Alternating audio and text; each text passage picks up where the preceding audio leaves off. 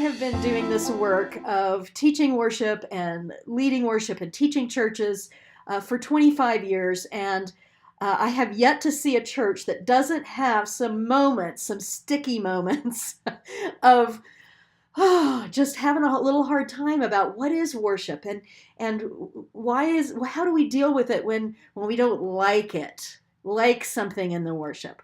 Well, let me just let you know, those of you who are on the webinar for the first time, this is actually our 9th webinar. We're on the last chapter of my book called Think Like a Filmmaker. The screen says my new book. I don't know, it's been monthly webinars, so now we're at least 9 months into it. So I don't know if you can call it a new book anymore, but yeah, let's call it a new book.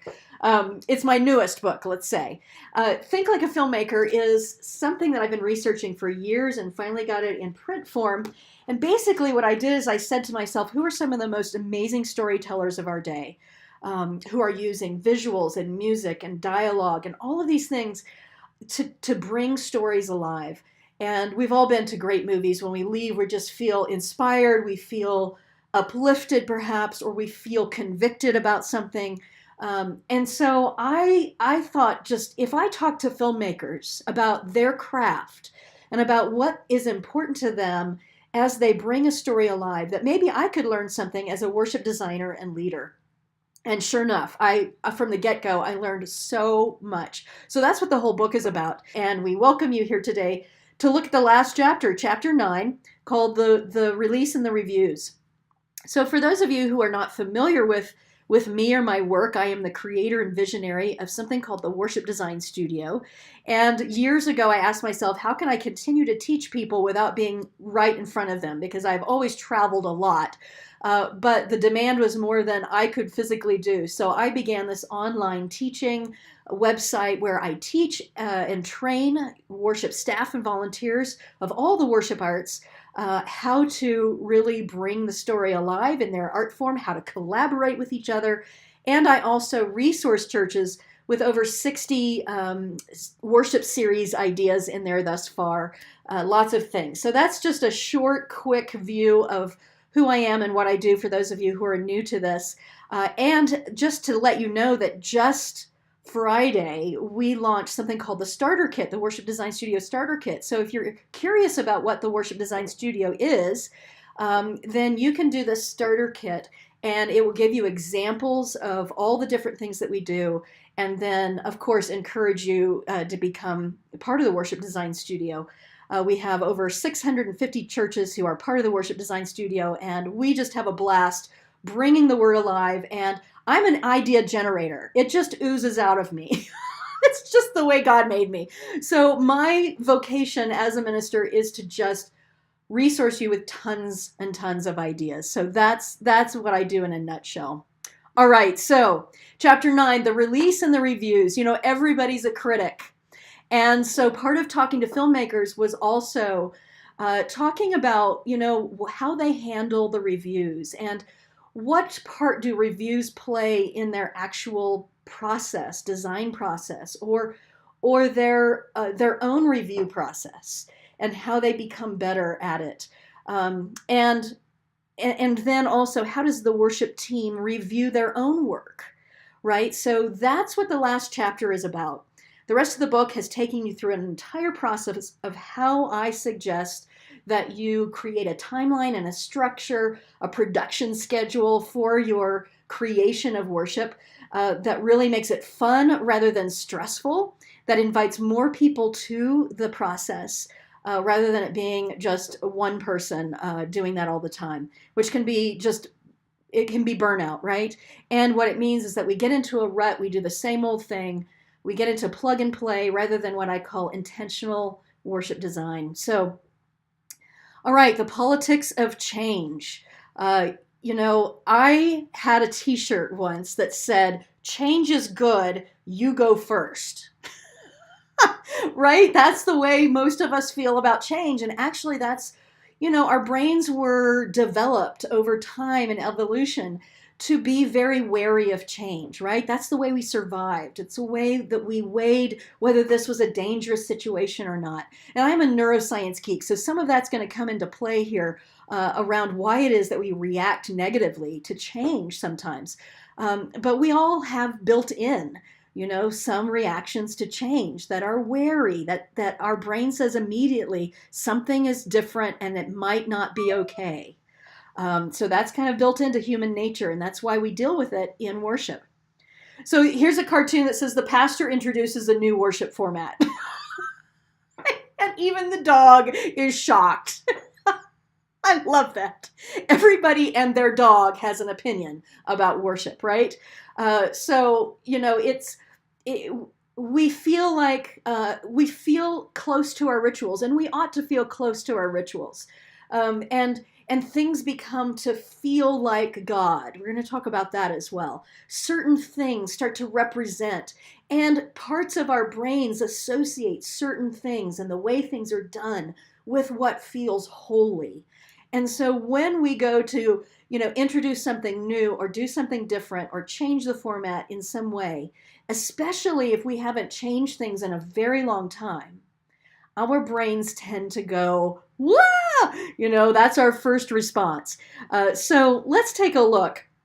This is my mission statement. It has been my mission statement for over 20 years.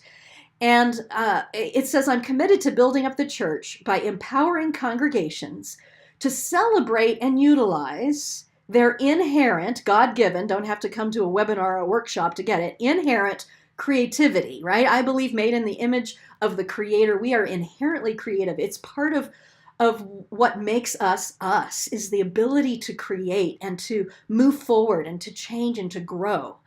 So that is inherent in us, but also inherent in our congregations is diversity, right? Even in seemingly homogeneous looking congregations, meaning people, it looks like we all had similar backgrounds perhaps. Even in those kind of congregations that are not highly diverse on the first glance, we are diverse, right? The Bible says that when 2 or 3 are gathered, there will be diversity. Actually, it doesn't say that, but I think that's why the rest of that verse says Jesus will be with us, is because whenever 2 or more are gathered, are together, we're going to have diverse experiences, diverse ideas. Even if we grew up together, somehow we have things just connect differently in our brains. And so we have diverse experiences, and that's going to heavily influence the way that we react to any experience, any shared experience that we have. So I think that these things are actually good news rather than bad news. And that's where we want to shift. We want to get to where we can celebrate and utilize this creativity and diversity rather than have those differences break us down. Right? So can I get an amen on that? Because that's really when the church will thrive and not just try to survive, is when we are truly getting to support one another in our differences. Because you know what will freeze over before we all agree about the same thing or like the same thing, right? I have tried to like liver and onions. It ain't going to happen. It's just not going to happen, right? But doesn't mean you're a bad person if you do like liver and onions, right? So, we just have different preferences. We have to deal with it. Okay, so if we get to celebrate and utilize this, instead of have it break us down, we get to worship God fully, thereby forming disciples to be the body of Christ in the world. So this is where the rubber hits the road for me, is that the mission of worship is not simply to do what we like, to please ourselves. But the mission of worship is to build up the body for its work in the world through encounter with the holy living God.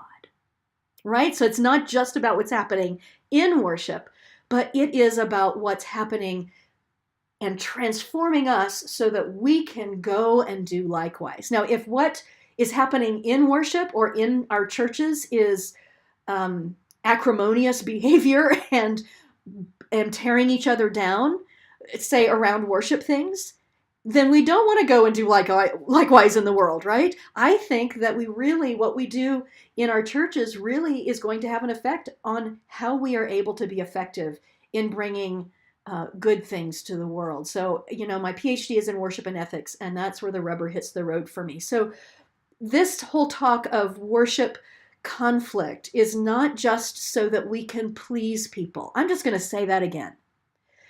This whole talk of worship conflict is not just so that we can please people and keep the peace. It's so that we can become more effective people, more effective disciples, more effective churches, and have a greater loving effect in the world. Period. All right. So let's move on. What this means is that we have to create and cultivate a culture of radical hospitality and radical generosity.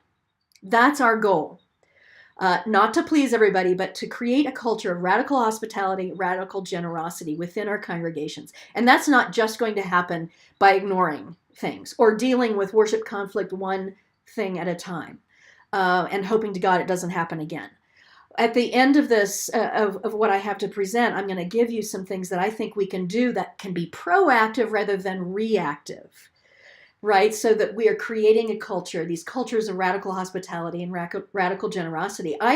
We talk a good game about being hospitable to those outside the walls, and then I see how we treat each other over conflict within the church, and I wonder if we've got it at all, if we've gotten the gospel message at all. So I have a picture here of a yummy spread of food, right? I'm going to give you a little metaphor. Some of you have heard me say this in workshops or in other webinars before, but let me just give you this scene to help you get some language around a culture of radical hospitality.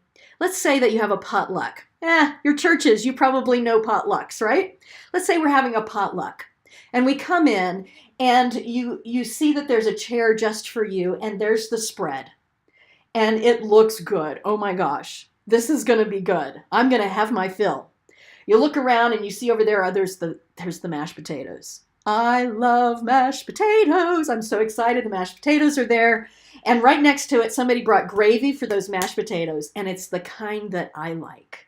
The white gravy, not the brown gravy. I grew up with white gravy. I like white gravy. That's what makes me feel, like home and makes me feel sentimental and connects me to my childhood, all that good stuff. That's the gravy I like. And so I think this is going to be so good. And then I look around and over there, oh my gosh, I see that somebody brought Brussels sprouts. Well, I don't like Brussels sprouts. How dare they bring Brussels sprouts, right? So I'm like, oh my gosh, there's Brussels sprouts on the table. I don't like it. Now, what am I going to do? Am I going to get up from the table and leave the entire spread, the fellowship of the community, because there's something on the table that I don't like? Of course not. Of course not. I'm going to wait until that echo goes. Okay. Of course not. That is not what we do at a potluck. We would miss out on the entire rest of the stuff. I would miss out on those incredible mashed potatoes and gravy. But that's what we do in church, isn't it? Because something is not to our liking, we threaten to leave, we get angry, so what is that about? So instead of getting up and walking away from the table, what we do is when those Brussels sprouts come around to us, we hold those for our neighbor and we say, neighbor, you know what? Brussels sprouts are really not my cup of tea, but I saw your eyes light up when you saw them. So let me give you a nice heaping spoonful because I want you to be fed. My brother or sister, I want you to be fed, right? That's radical hospitality. That's radical generosity. And then when the mashed potatoes and gravy come around, I'm going to take a great big old heaping spoonful and I'm going to thank God for the mashed potatoes and gravy and for everyone that's around the table and the spirit of hospitality and generosity.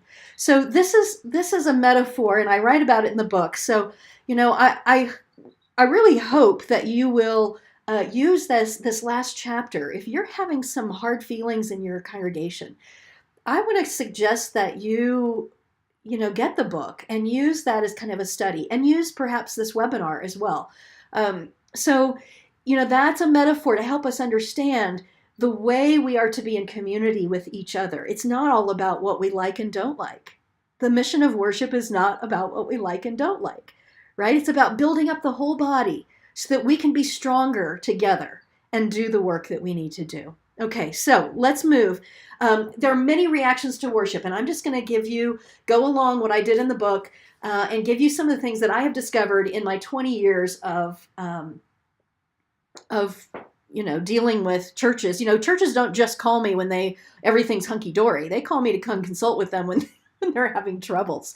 So I've learned a few things, noticed a few things, and I just want to hand them on to you. So first of all, reactions to worship are theological, our experience of God. But usually our reactions to worship are not sort of very articulated, systematic theologies. They're a theology that is a gut feeling.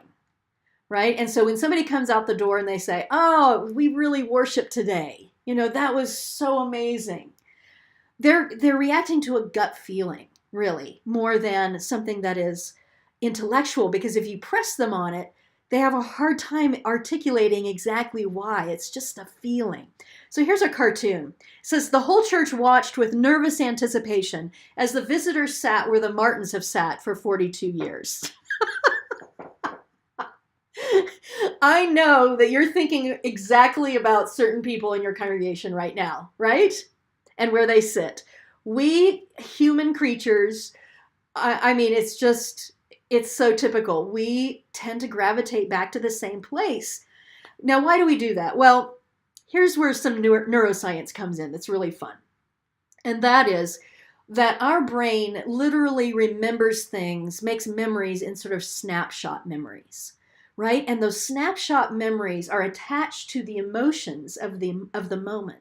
That's why years after something that made you cry, if you are reminded of it in some way, you will tend to tear up again, right? Because it's attached to a peptide, that is an emotion, and our brains just have those connections. So if I sit in a particular place, even twice, and by the third time, forget it. This is solidifying, right?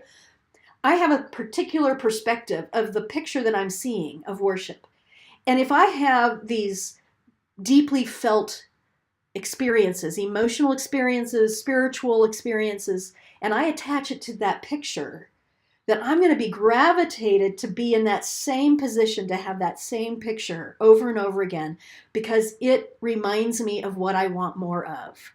And if I move into a different part of the sanctuary, or if something in that picture moves, like a pulpit from center to side, or an altar that's been the same way, a table that's had the same things on it for 50 years, 2 candles, a cross in the middle, and a Bible in front. I've seen quite a few churches. If something changes on there, and it's not those 2 candles, but it's some lanterns, and there's some swoopy fabric, and somebody's read Think Like a Filmmaker or studied with Marcia McFee, and they've brought some color into it, then you might have a reaction, because what happens is the very first thing the brain says, as I've mentioned, is, "Oh my gosh, something is different." High alert, right? We're wired this way. This is the way we survived. High alert. Now, here's the really interesting thing that I read in Daniel Goleman's Emotional Intelligence, is that researchers say that the amount of time it takes for a visual image to get to the amygdala, which is the reactive reptile emotional center of the brain, is faster than the amount of time that picture takes to get to our frontal cortex, meaning where we make sense of it and where we go, "Oh my gosh, just because there's fabric on that table does not mean that this is a dangerous situation," right? But the amygdala immediately just goes, "Oh, something's different," right? And so sometimes our reaction is so immediate, and we can't quite figure out, why does this not feel good, right? And some people stick with that a little bit. Also, I'm getting ahead of myself, so let's leave it there, right? So our theological experience of worship, or what God feels like, is not just tied to words and cognitive concepts. It is literally tied to what we see and how it's connected to our gut feelings. That's what the amygdala is sort of that gut system, right? That immediate gut feeling. So it's important to know this, right? Which means that as worship designers and leaders, If somebody complains about something that's new and different, and then we get really nervous and we go, oh, we can never do that again. And we immediately put it back the way it was because we're afraid of conflict or we're afraid of that reaction. Then what we have done is stolen that person's opportunity to get used to that and to let that travel to the frontal cortex to make sense of it. And let's say we have that fabric and those lanterns there for an entire season or a worship series like I teach. The brain is flexible, right? The brain is elastic. We know this. And so if we're there for 6 Sundays in a row, let's say, and all of a sudden this person has some spiritual experience and it's tied to this picture, the brain goes, it's okay. God is still in the house, even though there's lanterns instead of brass candlesticks right there. And so if we don't allow that, if we immediately say, oh, somebody had a bad reaction, we have to go back to the way it was, we rob them of that opportunity to gain a more flexible attitude that is physiological. I hope this is making sense. Just put in the chat box, yes, this is making sense. Okay, just so I can know you're out there and this is making sense. Thank you so much. Awesome. All right. So here's the set of questions for this category. If we become upset about a change, what experience of God are we afraid of losing? Right? So I think that our anger about worship change is an unarticulated fear of losing God, right? So if something is different, my brain thinks, oh my gosh, we're in someplace different and I'm not going to get that connection to God that I've had before. Right? So it's really important to understand this. Is our concept of who God is tied only to things that feel familiar to us? That's a really good question. Because if that's true, then there's a great risk that anytime something is unfamiliar, and life is full of unfamiliar in worship and outside of worship, that is going to make a very shaky faith, right? So to build up the idea that God is present in everything, in the familiar and the unfamiliar. So that may be something that we need to preach about, that we need to offer up, that builds a stronger faith. Or is it possible that God could show up to us even in new things if we give them a chance? Wow, that is really a good life skill, right? As well as faith skill. And so that is going to make us stronger, make the body stronger for our work. Is it possible that a new thing given some time could eventually feel familiar and full of the presence of God, right? So these are really great questions to sit with and sort of think about. I mentioned doing worship series, and in the worship design studio and in the book, I really talk a lot about the advantages of doing series. And this is one of those things. When you create series, I teach that you should have some what I call thread items. And these are things that repeat throughout the series. There's a lot of great reasons for doing it, but one of them is this, and that is we may have a new song that we're going to learn because it is so perfect to the message of this, the overarching message of this series, but it's a new song. So the first week it may feel unfamiliar, but by the time we sing it the second, third, fourth week, it becomes familiar and it becomes attached to all that we have experienced in the worship series. And people, by the end of the series, now that's a heart song, right? They start asking for it. So this is one of the real advantages to using series. Okay, so reactions to worship are also historical, our memories of church. Oh my gosh, all of us are dealing with memories of church, even those who did not grow up in the church. What folks who did not grow up in the church are dealing with are their assumptions or their stereotypes that they had about the church, right? So we all have some history going on with us around the church. Now, some of us who grew up in a really positive environment that really was a big part of our development as a person, had good memories of it, oftentimes we're looking for a match. We're looking for worship to match that experience. And so we are going to sometimes react to something that feels different from what we grew up with. That's going to be a little scary to us because we know what we grew up with had a good effect on us. And so the other thing can feel a little bit scary. Some of us who didn't grow up with good experiences of church, an oppressive situation or a church situation that didn't make us feel good, that was scary to us in some way, we're looking for something different from that. And if anything in the worship service smacks of that, then we are going to have a negative reaction, a gut reaction probably first, because it's connecting to older memories. For instance, if somebody who grew up, I'm going to just use this as an example, in the Roman Catholic Church, and it was not a good experience, let's say, for them, for whatever reason. And let's say you go to a church and they're going to do Ash Wednesday with anointing with oil, and oh my gosh, this feels so much like my background.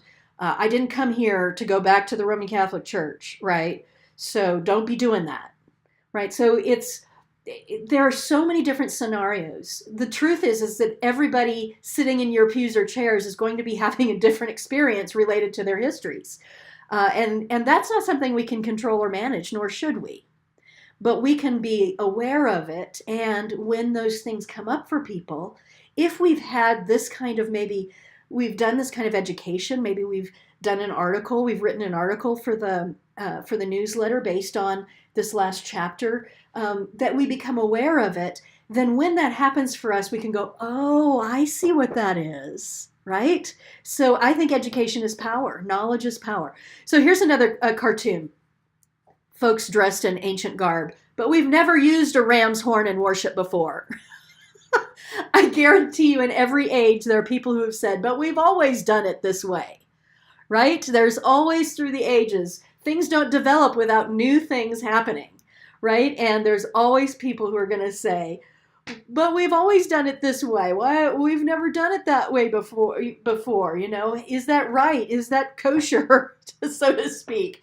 So when I first started teaching workshops, these 20 years ago, I did something called an interactive tour of 3,000 years of worship history, only the highlights. And it's a fun interactive tour.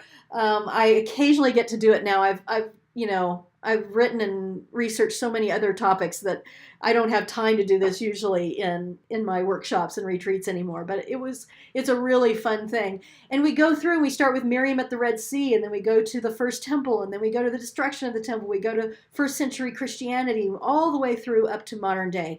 And what we find is that the only thing that's constant is change, right? The story and change.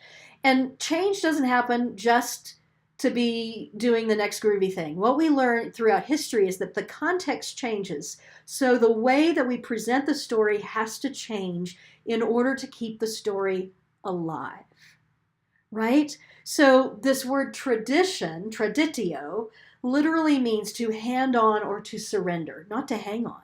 It's not tradition unless you hand something on. And guaranteed, every generation will tell the story in the way that it will be heard in their context. That's the way it works. And because right now in our time, we are worshiping with more generations present than ever before because we're living longer, we get to deal with the complexity of that, right? Because it doesn't take hundreds of years for something to change. The rate of change is just so much more ramped up. And so you're going to get people saying, but we've always done it this way, and hanging on to something, and they feel like that is tradition. But really what we must do, and it doesn't mean that in letting the next generation tell the story in their context, in their way, it doesn't even have to be generationally. It's geographically, it's culturally, so many different ways. In allowing people to worship in their way, we are guaranteeing that the story will live on.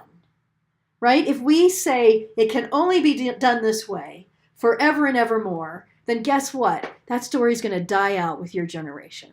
That's the facts. We can look at history and we can see how that is happening. So if we want to create a culture of radical generosity, especially in the diverse ways that the story is offered, we have to be willing to say, my way is not the only way. Thank goodness. Because if my way was the only way, only people just like me would be hearing this message. And I don't think that's what we want, right? Doesn't mean we throw the baby out with the bathwater. Doesn't mean we don't do it this way in some contexts and sometimes. But it also means that we have to be open to other things coming in as well. All right. So here's the set of questions for this. If we become upset about a change, how is this change related to our expectations of worship based on our histories? Ooh, this is a really good question. I hope you'll sit with this for a minute. What was your history of worship, and how did what are your memories of how things were done? And are you looking for that match, or are you resisting that? How is that affecting how you experience worship now? And could you begin to be more flexible around that? Hospitable to yourself and your own growth? How could we better educate the congregation about this new thing that could expand our knowledge of history and tradition? So in my example about Ash Wednesday and the oil, this is something that really came back into practice with Protestant churches in the liturgical movement, which means my lifetime, second half of the 20th century. We saw a lot of these rituals come back to Protestants that we had kind of shoved away. And so one of the things we have to do is to prepare the congregation, say, we're not doing this weird thing. It's not new. It's actually very old. And it's part of our rituals. It's not just part of some part of the church's rituals. And then connect it deeply to its symbol and its meaning so people really grasp onto that meaning for themselves, not just to it as attached to something else. All right, so next one. Reactions to worship are sociological, right? Messages of what worship is supposed to be. We all have these messages going around in our minds. I grew up in the United Methodist Church, and in our little town, we had several churches, as is true in the Midwest, and we were not the Pentecostals down the street. So in the United Methodist Church, you would not see us raising our hands and shouting amen and doing that kind of stuff, right? Because that was the Pentecostals down the street. So I grew up with these messages, right? And so even now, when I have all the possibility of worshiping in whatever way I want to, and I understand even as a theologian and as a ritual studies PhD, that I could do whatever I wanted to and express myself in the ways that I want to, I still have a hard time in worship raising my hands, closing my eyes, shouting amen, whatever, right? Because it's so deeply ingrained in me. So these messages continue and continue and continue to work in us. So what are the messages that you have about worship that are maybe stereotypes that you have been socialized to believe? So here's another cartoon. She's on the phone and she's saying, they're putting choruses in hymn books and projecting hymns onto the screen. It's getting so I can't remember what I'm not supposed to like.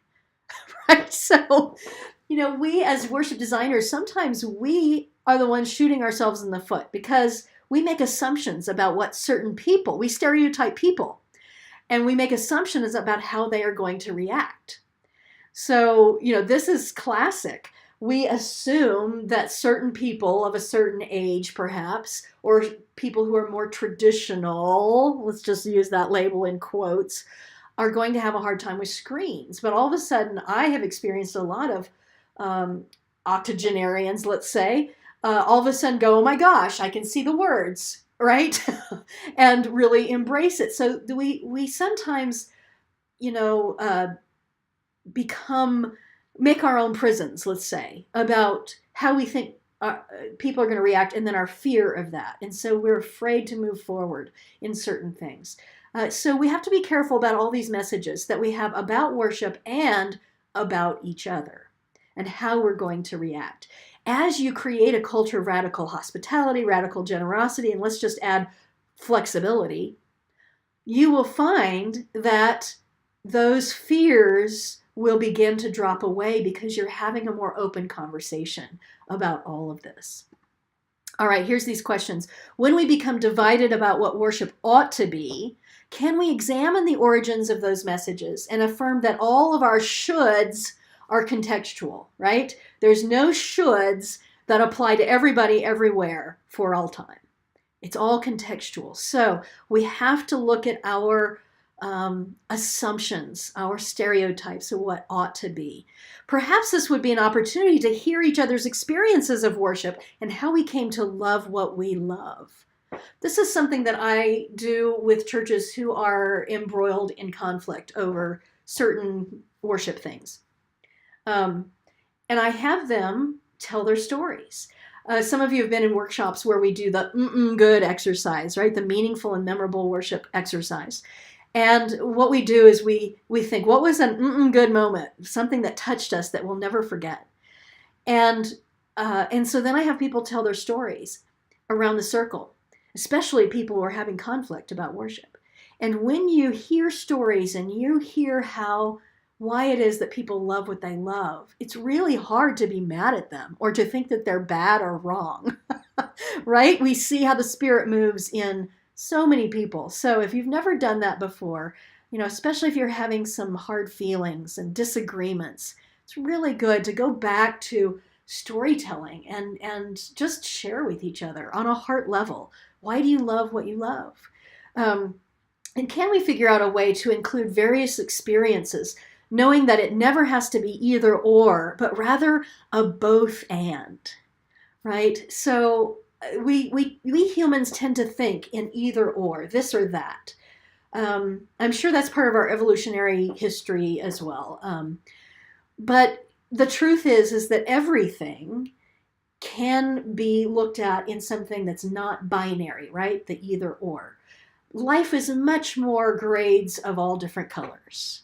And so when we begin to look at that and explore the various ways that we could include many different things, then that gets so much more fun than thinking, do we do this or that? All right. So reactions to worship are physiological, what I literally in my body resonate with. Now, this is my dissertation topic, so I could go on all day, but I'm not going to. I'm going to give you the short form, and that is that all of us resonate literally in our bodies with different rhythms of life. And this is going to have an effect on how we understand or how we experience God, right? Some of us like quiet moments. Some of us like big, energetic, raucous moments.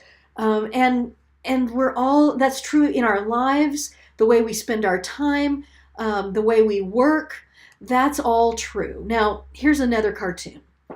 Please disregard the music director's admonition to clap your hands, stomp your feet, and boogie till you drop during the next hymn. I think we have to laugh about this, folks. I really do. Otherwise, it can be really tense and right? So even among staff members, there can be differences in what constitutes worship. What is holy? So here's just in a nutshell, these 4 energies that kinesiologists, people who study our bodies and the way our bodies move through the world and the energy that they have, I drew on this theory from kinesiology because it's down to cellular. It's down to how neurons are telling muscles to fire off. And it's going to make a difference for our spirituality as well because our body, minds, and spirits are all connected. So those who are looking for a thrusting energy in worship expect that worship motivates us, right? They want that, right? And it's not just bands, thrusty bands, but it's also big traditional high liturgical organs, that modulate after the 3rd verse into the 4th verse and end with just like, woo, so some people are looking for that energy. And for other people, that is just not what they're looking for. Shape, energy, people expect that worship is done decently and in good order, right? So they love order. They love for things to be done the same. That feels solid, like a solid foundation. And that's who they understand God to be.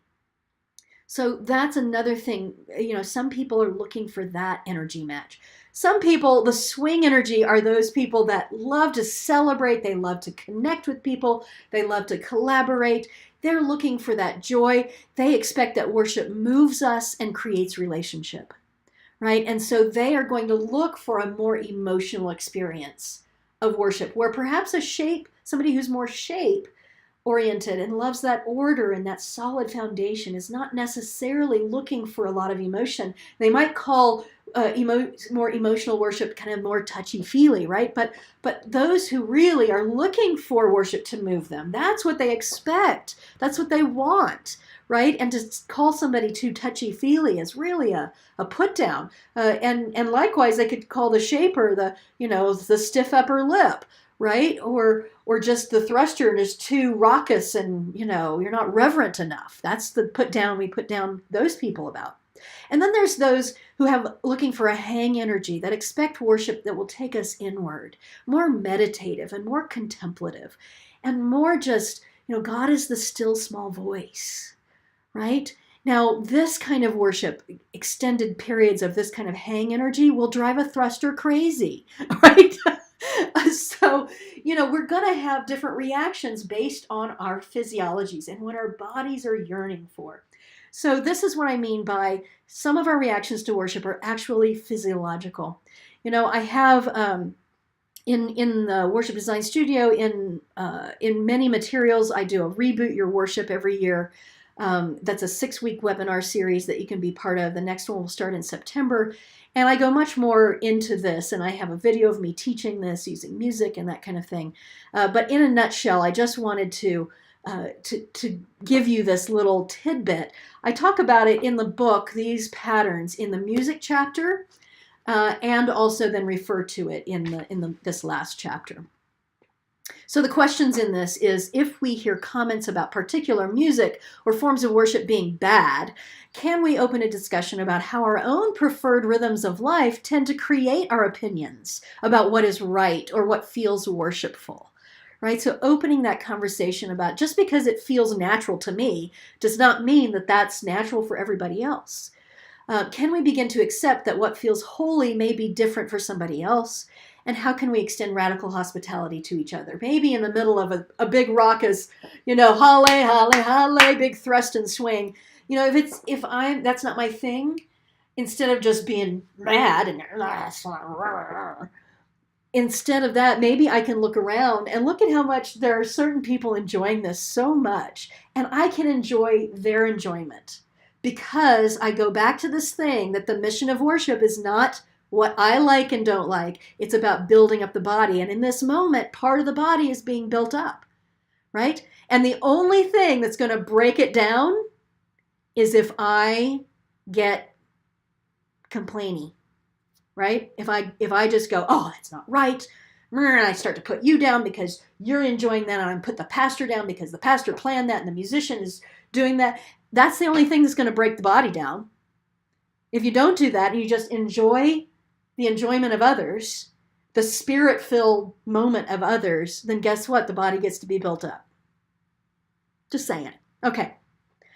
All right. Let me stop right here and just take a look at some of these comments. I see some really great comments. Sharing your good memories can be very illuminating. Marcia said, I came from a different background and didn't like the high church way. I prayed and let myself be open to that experience. Wonderful.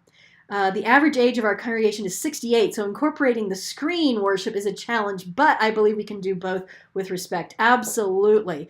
And, this is a deeper conversation, but in the media chapter in the book, I talk about how important it is to make that an artful thing. It's not just a big old bulletin, right? It needs to be artful. It needs to be meaningful. And you know what? The best thing you can do is find out what is something that is really meaningful to those folks. So let's say gardening. All right, let's just pick that. Or quilting. Take some pictures of people doing those things. Create a whole worship series around that metaphor. The garden, nurturing our spiritual lives, or the quilting, how we're stitched together. And then use those photos on the screens. I'm telling you what, when you make it personal, when you make it meaningful, then the screen, it's not about the screen, it's about what the screen can provide for us, right? Okay, so I'll get way off. We'll go for another 2 hours if I get into these little examples. All right, so our seniors, Ted says, appreciate no longer having to hold a bulletin or hymnal. Yeah, so that can be helpful. Now, for me, it's not an either or. I love to, if the words are going to be up there, For sight readers, I also want to have some music available, and I think you can do both. Again, here we are at the both and, not the either or, because for your music readers, your sight readers, if you just do words on the screen and you get rid of, opening the hymnal or what have you, then that's a loss to them as well. Again, both and, not either or. We project the melody also. Nice. Okay, so let's go to the next one. Reactions to worship are psychological. Yes. So here's the thing. I believe that most of our conflict over worship is actually not about the worship. I think it's about something deeper. This is a scary movie called What Lies Beneath. I don't watch scary movies, so I haven't seen this movie, but the log line, what we call the log line, the description of the movie really describes something that I want us to address. Dr. Spencer is worried that Claire needs psychological help. He refuses to believe that their house is haunted. But as more and more dangerous events unfold, a frightening truth threatens to destroy everything. So in other words, is your house haunted? Do you have things that are unresolved? So perhaps grief over, I'll just give you an example. Here's this picture of a rose window, beautiful rose window. This was in a church years ago that I went to. They were having major conflict. They had started a contemporary service, and the contemporary service was in the sanctuary, the same space where the traditional service was, and they had installed a screen. Now, they had done everything right, because right above this window was a trim, wood trim, and they created a box made out of that same wood trim so that when the screen was up, you couldn't even tell the screen was there, right? But when you touch the button, then it would come down out of that. Now, as you can imagine, you touch the button, it comes down, it covers this window. That was the people who were very upset about the screen. That was their big thing. It covers that window. And that was not right. Now, the people who were complaining about the screen never went to the service where the screen was used. But just the idea that it would cover that window had them all up in arms. So I came in Friday afternoon. I was going to meet with all interested parties that night, that evening, in the sanctuary. And I came in Friday afternoon. I took a digital photo of that window, and I positioned it perfectly so that when the screen was down, I could have that window on the screen so it would be lined up perfectly with where that window was behind it. These folks came in that evening for our meeting, and it took a full 20 minutes before any of them realized that that was a picture of the window and not the window itself. Hello. So what that did is it helped us to get down to the real reason why these folks were complaining. And the real reason was that the church had changed so much in the last 20 years.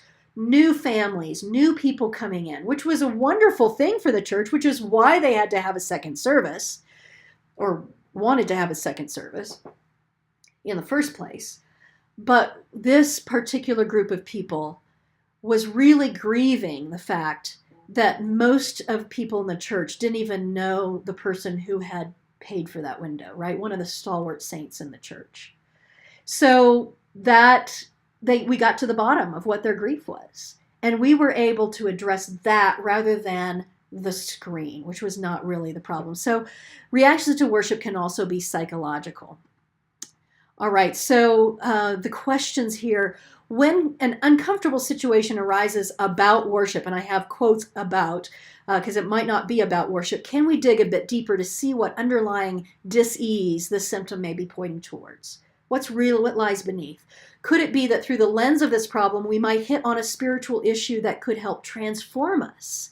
Could this problem be an opportunity? And actually, in the scenario, it became an opportunity because what came out of our meeting is an idea that the next All Saints service, we would bring out everything given in memory of, and we would tell the stories of the saints to the whole church so the whole church could know. And so it became an opportunity for something that became deeply meaningful to them. All right. Getting down to it here, friends. The last one, reactions to worship are political. What? You say in the church? No. Yes. Well, politics are when birds of a feather flock together, right? People have same opinions kind of flock together and try to make their opinion more important than the other opinions.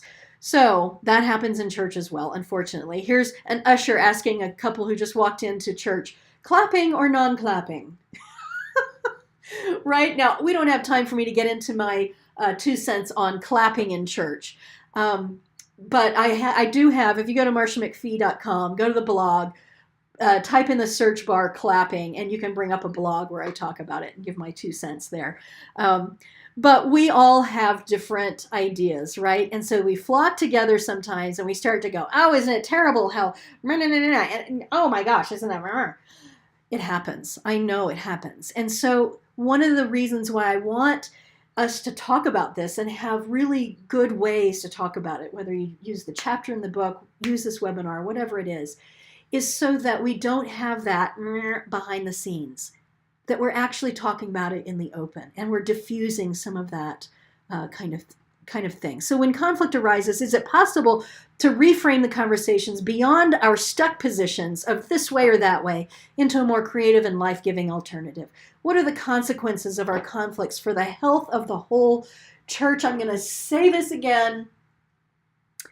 What are the consequences of our conflicts for the health of the whole church? Friends, I'm going to use a very strong word here, and I've used it in rare situations when I've been consulting with churches.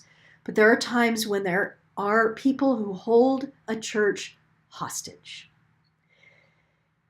And when they do that, because it's their way or the highway, it affects the ministry of the entire church, the effectiveness of the entire church. And I have seen churches die because of it, because the Spirit was sucked right out of it. So ask yourselves, is that the path you want to go? Or can we evolve together? Can we grow? I think dealing with our conflicts in worship might also help us grow as individuals and get to a place where we can deal more effectively with conflict in our own lives. Imagine that. Okay, so we're diverse in many ways: sensory, dynamics, experience, theology. When 2 or 3 are gathered, I said we're going to have diversity. But here, let me plant a seed. If we do not witness various perspectives within a community, if we're not hearing different viewpoints, it's direct evidence of domination by a few. If people are scared to say, oh, this really touches me, because they know, that might not be looked upon with favor by somebody else. If we're not open, if we can't have open conversations with each other, then we have some underlying dis-ease that we need to address. So what do we do with all of this? Here's my tips. It's in the book, and it will go much more into detail on each one of these, but learn together. So use the book, the chapter, use this webinar, whatever you can do to open the conversation. So learn together. So that's a proactive thing, right? Don't wait until conflict happens, but learn together so that when conflict arises, when hard feelings happen, we have something, a way to talk about it. Listen together. That's that storytelling. Talk about what you love and why you love it, and then be opening to listening to others say what they love and why they love it and how it moves them, why it is that it moves them to greater discipleship, to greater action in the world. Cultivate that culture of radical hospitality for one another. Base that, it's biblical, my friends, it's biblical. Right? So preach it. Preach that radical hospitality to one another. Clarify the mission of worship together. Remember that it's not what we like or don't like. Let me interject another little thing here. People are so worried about worship not being entertainment. And that's a whole other webinar, because I don't think that performance is a bad word, but this word entertainment, we ought to be cautious of that. And I'm an etymology geek. I looked up the origins of that in around the 1600s. The word entertainment came to mean amusing, something that was amusing us, right? So that's another way to say like. If our goal is to make people like, or to people please so that everybody will like everything, that's when we tip the scales into entertainment, folks. It's not about any particular form of worship. It's about a people-pleasing thing. And so worship is not about amusing ourselves. It's about building up the body through encounter with the holy living God, giving praise, pray, intercession, conviction, speaking the word, proclamation, so that we might go out and do likewise. We might be convicted to go out and do good in the world. And I guarantee you that at every moment in worship, there's somebody for whom that is filling them just because it's so, that is just really floating my boat. That's singing my song. That's connecting with me. And at the very same moment, somebody else is like, yeah, not so much. Right? That's where that radical hospitality comes in. Don't always ask for permission, folks. Sometimes we create more anxiety by saying, okay, we're gonna do something in worship today that's new. Oh my gosh, don't ever say that. That raises anxiety immediately, right? Or going to those folks for whom you think they might have a bad reaction, and you say, would it be okay to do thus and such? That raises anxiety, and that says to them immediately, there might not be something right with this. So when you do something new or change something, ground it in meaning, help people understanding the symbol and why you're doing that. How does it connect to the story of faith? How does it connect to who we are and the message that we are proclaiming? Do it well, right? Practice it so that it's deeply spiritual, nothing distracts, you are fully confident, right? And then invite people into it with that confidence, right? That is, people say to me, wow, you just do things and people just do it, especially when I'm doing a consult and I lead worship on Sunday morning, and I want to model some things that I think would enhance what they're doing. And of course, that's going to be different. And people will say, wow, that was so great, and you just led us. We just did it, right? And they're not having huge reactions to it. In fact, they're loving it because I've connected it. I've done all my homework, right? Okay, take incremental steps. You are not going to implement huge changes, lots of changes all at once. And if you do, you're not going to blame me or the book that you just read, all right? You are going to take it a little bit at a time, but also know that there are some people who are wanting big leaps. So occasionally do a service that is not just on Sunday morning, but do a series of services during the Easter season that's a jazz service at night or something, just a short-term thing. And do something that's really different, that really helps people who are yearning for something really different to feel like, oh gosh, that was so great, and it sustains and it builds them up. All right, and get people involved in worship design. That's what the whole book is about, my friends. Planning together and planning ahead, and getting to a place where the actual design of worship is a spiritual endeavor as much as the worshiping itself. And so I just am, as you can tell, very passionate about resourcing leaders and congregations to be the best they can be, because when you are your best, you can serve the world in amazing, transforming, life-giving, life-changing ways. And so, my friends, I give God great thanks for you, and I give you thanks for all that you do week in and week out. I hope this information helps you. And again, if you haven't gotten the book, get the book. If you're interested in getting a little taste of what the Worship Design Studio is because you haven't encountered it before, that's a Worship Design Studio /starter kit. Come see me at a workshop. Go to marciamcfee.com, see where I'm going to be, and join me somewhere. I'd love to meet you. I'd love to begin to resource you. Thank you so much, everybody. Have a great day and a wonderful continued season of worship that you're in. All right. Bye-bye. Thanks.